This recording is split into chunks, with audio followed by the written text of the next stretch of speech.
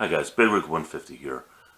Weather's getting chilly. It's about that time for us thinking about trucks for just the pure enjoyment of taking them off-road. The honeydew list where we got to go to Lowe's and Home Depot to go pick up mulch, doors, wood for other honeydew projects. So it's nice to start thinking about it. If you remember my last video, which was about the electric delivery van, I said how a project led me to that one. Well, this was the project. I'm on Bing trying to find some interesting topics, and one of their news articles was an all-electric truck. Now, more compared with the F-150, the Chevy Silverado, the Dodge Ram. The only difference is this vehicle is to be all aluminum, all-wheel drive, and all electric. Okay, all electric had me interested because I wanted to dive in and see what the specs are on a vehicle that's all electric, especially the horsepower and torque, which is what a truck is meant to do. Now, with that being said, after seeing what the specs are, I was extremely impressed. I'm going to say right now it doesn't tow as much as a F-150 or any of the other ones, but if you're not using it for that feature, if you're not looking to tow a million miles, I mean, don't get me wrong, the thing can still tow 7,500 pounds, so it can still tow some weight.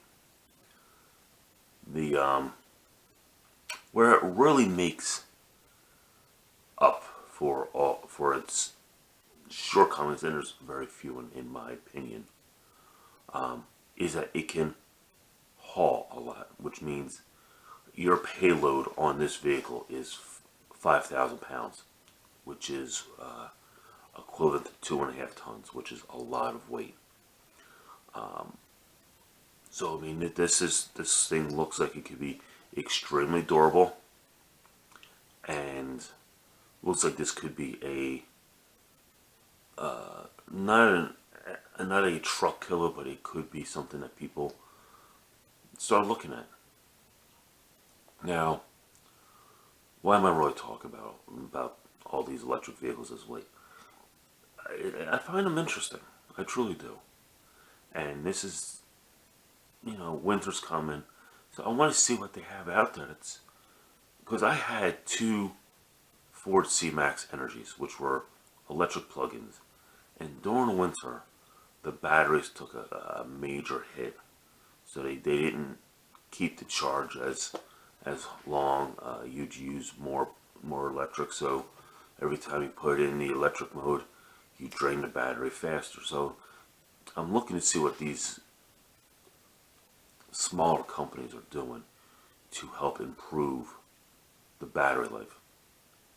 Now, this truck has a 200-mile range, which is extremely good. So, I mean, this is something that is going to be able to run you for a while, and it's going to be able to haul, it's going to be able to tow. And some of the pictures which I have put at the end of the video so you can see are actually pretty cool. You're able to take this truck from a regular 5.5 foot bed, which is the standard bed for this vehicle, and convert it into an 8-foot bed.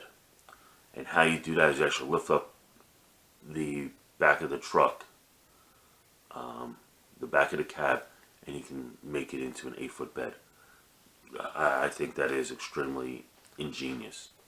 And you're also able to carry 16-foot pieces of wood, 16 by 2 by.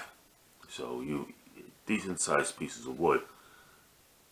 There's an opening that it actually goes all the way through to the front of the truck. something kind of ingenious, especially if you're looking to make this especially a utility truck that's not just set for one thing.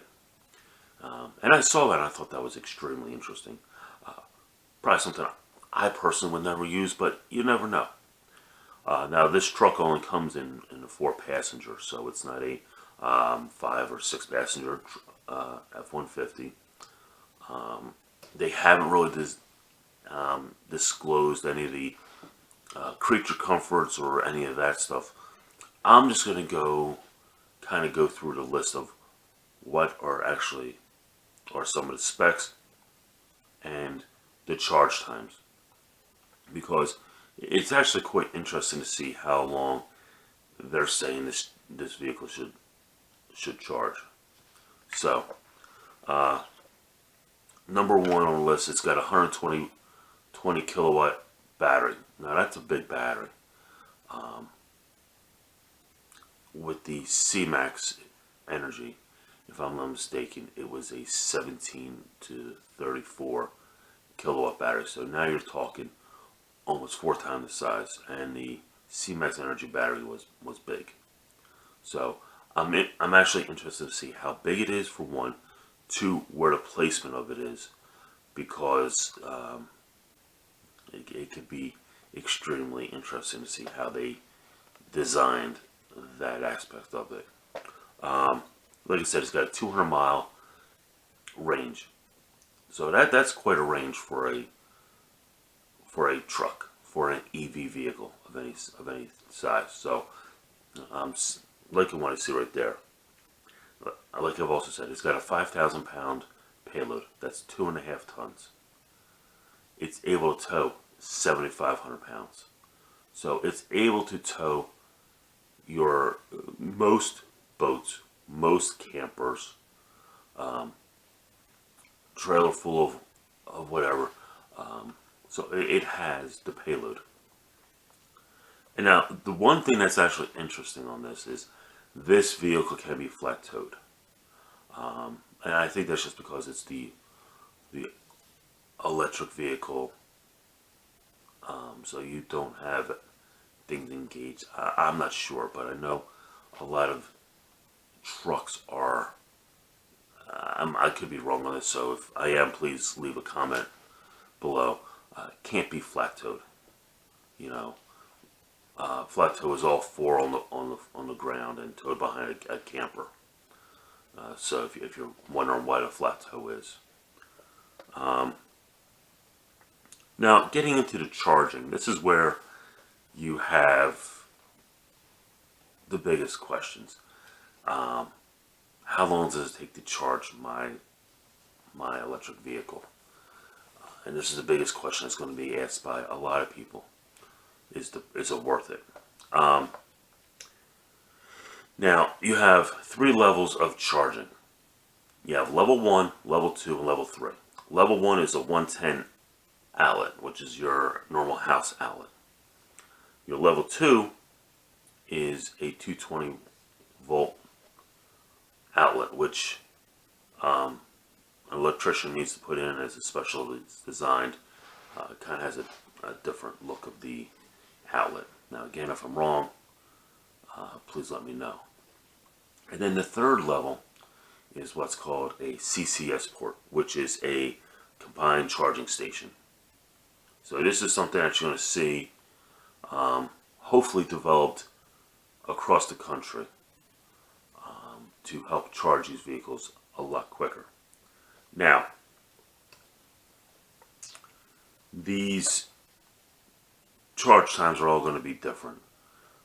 They didn't give a charge time on the level 1, but I'm assuming with what I see for level 2 and level 3, it's going to be a full day, if not longer.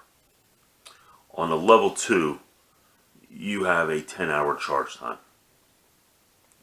That's not bad. You get home from work, you plug it in, you're ready for the next day. You know, so that's not a terrible way to go. Your level 3, which is your combined charging station, that's a 75-minute charge. That's the one that has the way it looks. It looks like you combine level 2 with an additional charging. So you're pulling a lot of electric in quick. Now, that's going to be, like I said, at most of your hopeful charging stations throughout the country coming up. Your level 2s are what you see mostly at houses. You go to most hospitals now have charging stations. A lot of places are starting to put the charging stations, which are the level 2s, which is great. You're going to be there for a little bit. You can charge up. So, I mean, you're starting to see some of those pop up here and there. And that, like I said, at hospitals, at places you're going to be for a couple hours. Now, this is the part that actually has me a little giddy, a little like, wow, this is extremely interesting. They're touting their motor, which is an electric motor, so it's not going to be huge. I'm sure it's going to be big, but it's not going to be like the 5.0 F-150. They're touting it as 520 horsepower and 514 foot-pounds of torque.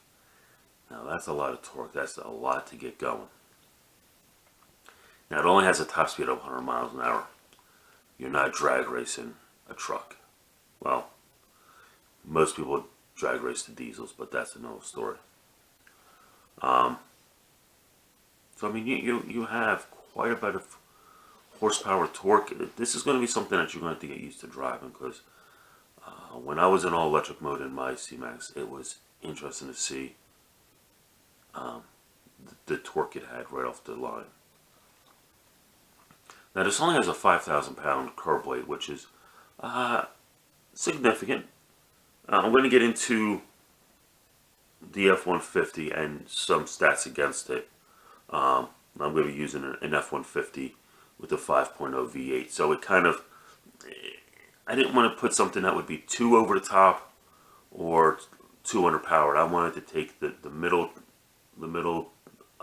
engine that made sense. So I'm going to get to that in a minute. Now, like I said, it has a 5.5 foot bed. That's the standard size bed. You have a 139 inch wheelbase. It's 207 inches long. It has an 89 inch width. So it's a full size truck. It's not